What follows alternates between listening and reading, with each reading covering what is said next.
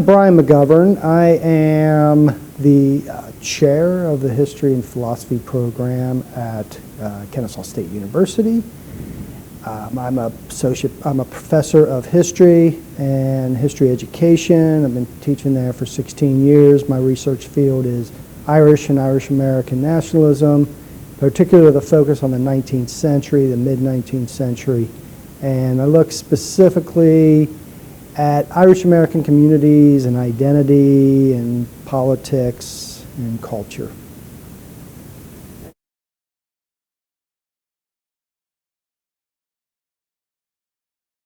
What got me interested in the subject was growing up with a father who was very interested in the subject. He was a member of the Ancient Order of Hibernians in Cincinnati, and he had always been, fascinated by Ireland, where his relatives came from, and my mom has relatives from Ireland.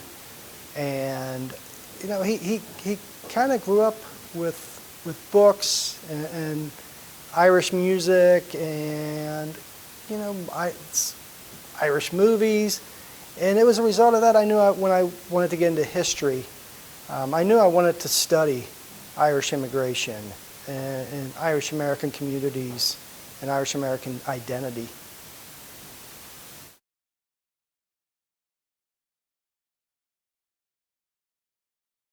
Yeah, I would say the most interesting thing that I have found in my research, my dissertation and my first book were based on a gentleman by the name of John Mitchell.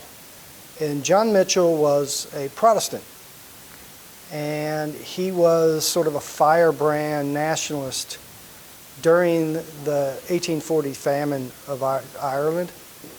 And he was arrested and forced to come to, he was eventually arrested, sent throughout the world, ended up in a penal colony in what is now Australia.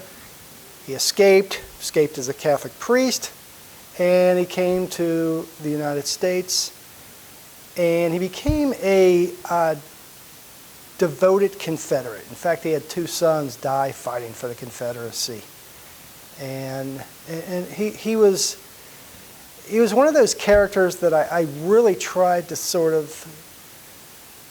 determine when he was constantly decrying the fact that the British had enslaved the Irish, and yet when he comes to America, he wants to reopen the slave trade.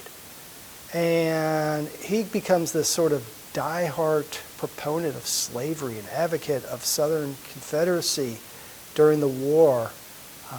And eventually what's fascinated me was he was eventually arrested by, under the orders of General Grant, Ulysses S. Grant, and sent to a prison, and the cell right next to him was Jefferson Davis. And I always found that anecdote kind of interesting. And just his whole life trajectory. And in fact, he actually, afterwards, he goes back to Ireland, and he's eventually elected to the Parliament.